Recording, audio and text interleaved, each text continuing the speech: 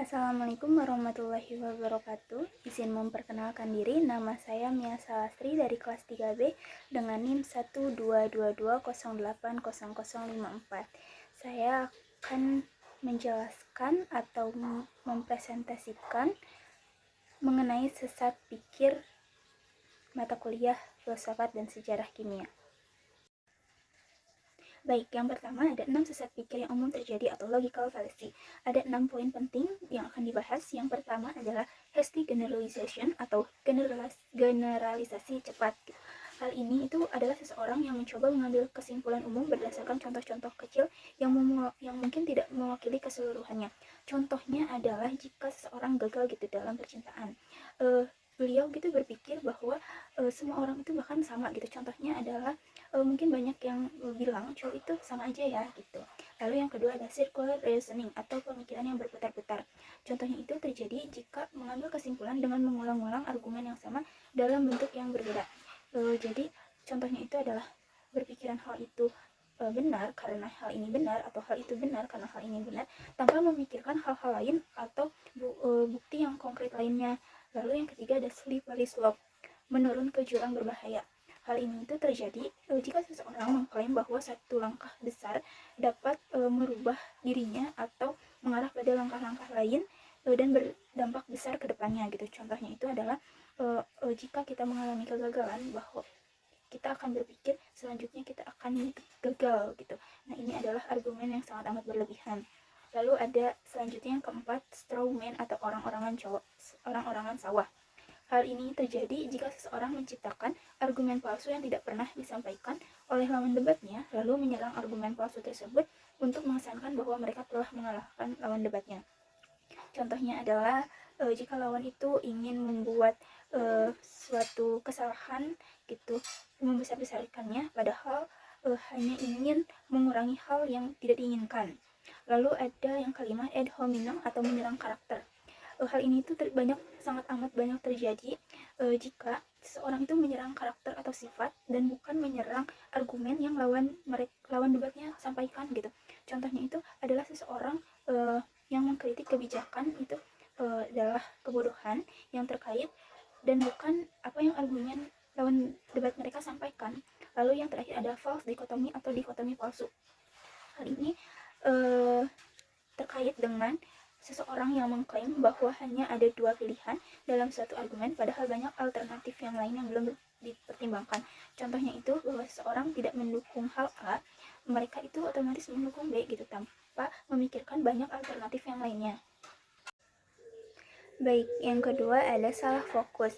Nah, salah fokus ini terjadi ketika argumen atau tanggapan kita itu tidak relevan dengan topik argumen. Kesalahan ini itu bisa terjadi jika kita membiarkan perasaan pribadi mempengaruhi proses berpikir. Hal ini tuh banyak terjadi ya jika kita itu terlalu capek dan terlalu mengedepankan hati dan emosi dibandingkan dengan logika kita yang bersih gitu. Lalu kesalahan fokus itu ada 3. Yang pertama ada ad hominem atau salah fokus terhadap aspek pribadi seseorang. Yang kedua itu adalah fokus bukan pada inti argumen, tapi pada asosiasinya dengan sesuatu yang kita tidak sukai. Lalu yang ketiga ada to kue, fokus ke perilaku pembuat argumen yang tidak sesuai dengan isi argumennya. Hal ini itu banyak gitu ya terjadi ketika kita terlalu sudah baperan gitu. Kita terlalu mentok dan pusing sehingga banyak mengeluarkan isi hati yang salah daripada logika yang bersih. Nah, dari hal ini itu tentu kita harus berpikiran kritis karena seseorang yang pemikir kritis itu haruslah adil dan bijak gitu dalam pemikiran. Berarti kita itu harus objektif bukan hanya ketika memeriksa pemikiran orang lain, namun juga dalam memeriksa pemikiran diri kita sendiri. Lalu yang selanjutnya ada logika meloncat. Ada 4 hal di sini. Yang pertama adalah sembarang menyatakan sebab akibat. Yang kedua adalah membesar-besarkan dampak. Hal ini itu terjadi ketika kita ingin mendebatkan argumen dari lawan bicara, namun sudah bingung, kita bisa saja terjadi membesarkan dampak. Lalu yang ketiga adalah menyodorkan dilema palsu. Dilema ini adalah situasi ketika kita itu dihadapkan pada dua kemungkinan yang setara gitu, sama bagusnya atau sama buruknya gitu, sehingga kita itu sulit untuk memilih. Lalu yang keempat ada menggunakan ketidaktahuan sebagai penjelasan. Hal ini pun ada dua situasi di mana kita itu melakukan kesalahan ketidaktahuan ini. Yang pertama itu kita menyatakan sesuatu karena salah itu karena belum bisa membuktikan kebenarannya. Yang kedua itu sebaliknya gitu, kita menyatakan sesuatu itu dengan benar karena belum bisa membuktikan kesalahannya. Nah, semua hal itu bisa terjadi saat kita terburu-buru mengambil kesimpulan tanpa pemikiran atau premis yang cukup. Baik di TV, sosial media, atau media manapun yang berseliweran gitu. Tetapi kita tidak bisa begitu saja percaya dengan isi berita tersebut. Jadi ada langkah-langkah untuk membaca berita. Yang pertama itu periksa reaksi emosional kita setelah membaca sebuah berita. Yang kedua, ingat dari mana kita mendapatkan sebuah berita itu. Yang ketiga adalah memperhatikan judul berita. Yang keempat, periksa apakah media yang memuatnya mempunyai kredibilitas atau tidak. Yang kelima, waspadai waktu penayangan dari sebuah berita. Yang keenam, waspadai kutipan dalam sebuah berita. Yang ketujuh, periksa tautan ke sumber lain dalam sebuah berita online. Yang kedelapan, cermati foto atau gambar yang dipakai oleh sebuah berita. Yang kesembilan, bandingkan berita di media satu dengan media lainnya. Nah, dari membaca berita ini banyak sekali berita hoax atau berita bohong yang menyebar dan sesuatu yang melebih-lebihkan. Ada baiknya kita tabayun dan membandingkan dari media ini, media itu. Mungkin ada satu judul A dan kita membandingkan dari satu dan lainnya, karena banyak sekali para pembuat media itu terlalu bersemangat untuk mengejar berita yang sedang happening atau sedang bermunculan di mana-mana, sehingga isi berita itu menjadi kurang bermutu. Selanjutnya ada kritis membaca hasil. Mungkin dari artikel atau hasil penelitian itu perlu banyak dikritisi gitu, karena saat kita mendengar kalimat menurut penelitian atau survei yang menyatakan gitu, pembaca itu jadi mudah percaya kepada penulis dari peneliti tersebut gitu. Tetapi tidak semua penelitian itu layak untuk dibaca. Bisa saja metode yang mereka buat itu tidak tepat gitu. Begitu juga dengan artikel sains gitu. Kadang si peneliti itu yang dimaksud itu A, tetapi menulis artikelnya itu B. Jadi pembaca itu salah paham gitu. Nah, untuk mengurangi hal-hal tersebut ada beberapa pernyataan sebelum kita membaca dari hasil penelitian gitu. Kita harus kritis membaca hasil.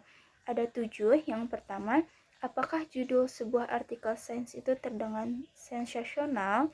Yang kedua, apakah peneliti yang disebutkan dalam sebuah artikel sains itu bisa kita percaya ataupun tidak? Yang ketiga, jika penelitian membuat kesimpulan tentang seluruh kelompok, apakah generalisasinya sudah cukup kuat? Yang keempat, jika penelitian membuat kesimpulan tentang hubungan sebab akibat, apa kita sudah yakin beliau itu membuat bukan hanya sekedar korelasi? Yang kelima, apakah sebuah penelitian menggunakan kelompok pembanding? Yang keenam, apakah data dalam sebuah penelitian yang dipilih itu dibuat dengan objektif? Yang ketujuh itu, apakah penelitian tersebut banyak dikutip oleh peneliti lain? Nah, sebagai orang awam, kita itu harus merasa bahwa penelitian dan ilmuwan itu pasti lebih tahu gitu dari kita. Tetapi bukan berarti kita itu harus begitu saja percaya pada peneliti, karena mereka juga manusia yang biasa mempunyai salah dan punya kepentingan pribadi yang tersembunyi gitu. Oleh karena itu kita harus tetap mengkritisi bahkan terhadap pendapat orang-orang yang ahli pada bidangnya. Baik, yang selanjutnya itu ada logical fallacy.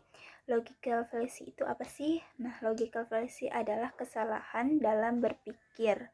Ada 3 karakteristik utama dari logical fallacy. Yang pertama itu ada terdapat kesalahan dalam logika berpikir. Yang kedua, bisa diterapkan pada argumen atau interpretasi argumen. Yang ketiga, memiliki kesan menipu sehingga seringkali menipu orang yang mendengarnya.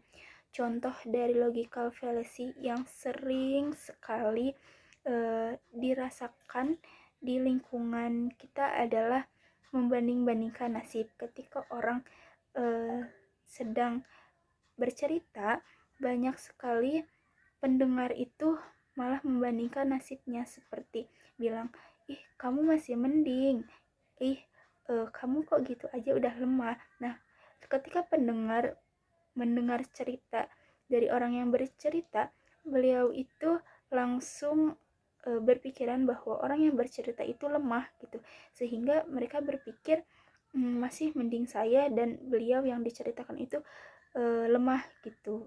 Itu contohnya. Terakhir ada kenali dirimu, kurangi overthinkingmu. Pikiran kita itu tidak selalu bisa rasional gitu, terlebih jika kita sedang emosi. Kita itu akan sering kali lebih ke negative thinking daripada kita sabar dalam menghadapinya. Ada kutipan, anxiety is a real problem in our society. Ada 3 pola yang paling umum pada negative thinking. Yang pertama ada pola serba pukul rata, yang kedua lompat ke kesimpulan, yang ketiga adalah pola menyalahkan. 3 pola ini saling amat sangat berkaitan. Contohnya adalah ketika kita pernah mengalami kegagalan, kita itu memukul rata bahwa kedepannya kita akan selalu gagal, lalu lompat ke kesimpulan bahwa kita akan gagal lagi.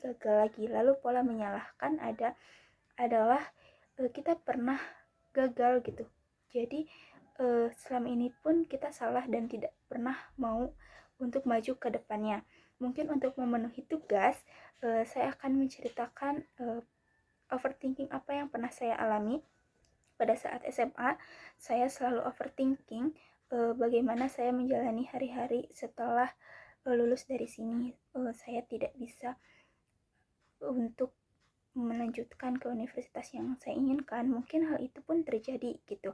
Namun setelah saya lulus dari SMA, tidak pikiran itu pun tidak mengganggu saya gitu. Terlebih saya membaca buku filosofi teras di mana ada kalimat bahwa segala emosi yang mengganggu kita sebenarnya berasal dari cara penilaian yang salah gitu. Nah, setelah membaca buku ini, saya berpikiran bahwa pikiran-pikiran yang negatif itu bisa mengganggu pikiran kita dan tidak bisa maju ke depannya gitu. Mungkin itu yang dapat saya sampaikan. Terima kasih. Wassalamualaikum warahmatullahi wabarakatuh.